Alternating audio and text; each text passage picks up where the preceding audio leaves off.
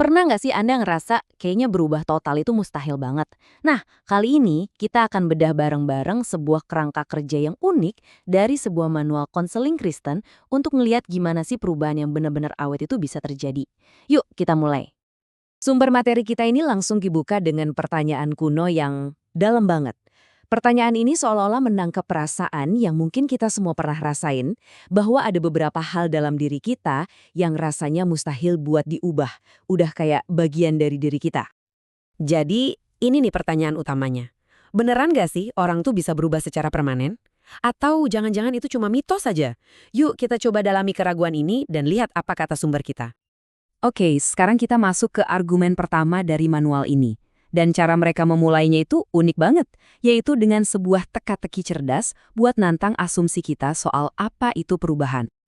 Coba deh, Anda pikirin sebentar. Kapan seorang pencuri itu udah bukan lagi seorang pencuri? Pertanyaan ini sengaja diajukan buat menguji pemahaman kita soal perubahan. Kira-kira apa ya jawabannya? Nah ini kan jawaban yang paling umum dan logis yang kepikiran sama kita ya. Kalau dia udah nggak nyuri lagi, ya berarti dia bukan pencuri lagi dong. Tapi ternyata nggak sesederhana itu. Jawaban dari manual ini, wah, mungkin di luar dugaan. Menurut mereka, jawabannya adalah bukan. Seseorang yang berhenti mencuri itu cuman seorang pencuri yang kebetulan saat ini lagi nggak mencuri. Identitasnya belum berubah. Lo terus apa dong yang kurang? Nah, disinilah poin kuncinya. Perubahan sejati itu bukan soal ngurang-ngurangin kebiasaan jelek aja, tapi juga soal nambahin sesuatu yang baru, sesuatu yang positif. Jadi bukan cuma soal berhenti, tapi menjadi sosok yang benar-benar baru. Ini ide utamanya. Dari ide tadi, kita masuk ke model inti yang mereka tawarkan. Namanya model kenakan-tanggalkan. Ini adalah sebuah proses perubahan yang punya dua faktor. Gimana cara kerjanya? Yuk kita lihat. Jadi, model ini punya dua bagian penting. Pertama, kita menanggalkan kebiasaan lama. Ini yang disebut dehabituasi. Tapi itu aja nggak cukup. Kita juga harus secara aktif mengenakan kebiasaan baru yang positif. Ini disebut rehabilitasi. Keduanya harus jalan bareng.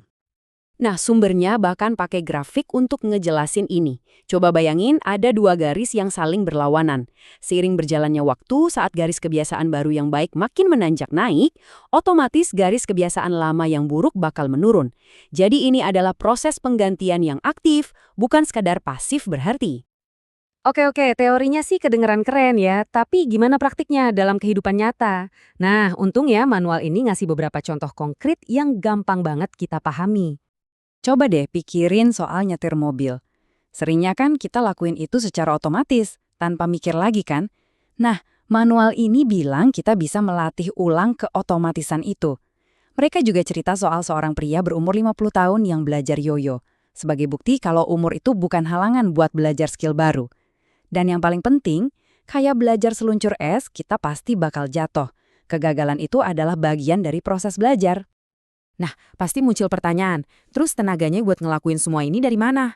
Oke, mari kita laporkan secara netral apa yang dikatakan manual ini sebagai mesin penggerak di balik model perubahan mereka.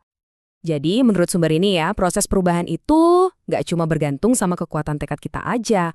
Mereka menyatakan bahwa proses ini perlu ditopang oleh disiplin spiritual dan ditenagai oleh kekuatan yang mereka sebut sebagai Roh Kudus. Kutipan ini ngejelasin pandangan mereka lebih jauh lagi. Idenya tuh gini, struktur dan disiplin itu ibarat rel kereta. Justru rel itulah yang ngasih kebebasan buat kereta bergerak maju, bukan malah membatasi. Tanpa rel, kereta nggak bisa kemana-mana kan? Jadi inilah inti dari semua ini. Pesan utamanya sebenarnya simpel, tapi kuat banget. Kalau Anda mau mengubah sesuatu, jangan cuma fokus untuk berhenti. Fokuslah pada apa yang akan Anda bangun untuk menggantikannya. Dan ini membawa kita ke pertanyaan terakhir yang bikin kita mikir. Ini bukan lagi soal teori, tapi soal diri kita sendiri. Kalau Anda mau mengubah satu hal dalam hidup, pertanyaan sebenarnya bukanlah apa yang mau saya hentikan, tapi apa yang mau saya mulai bangun sebagai gantinya. Sesuatu untuk kita renungkan. Terima kasih telah menyimak.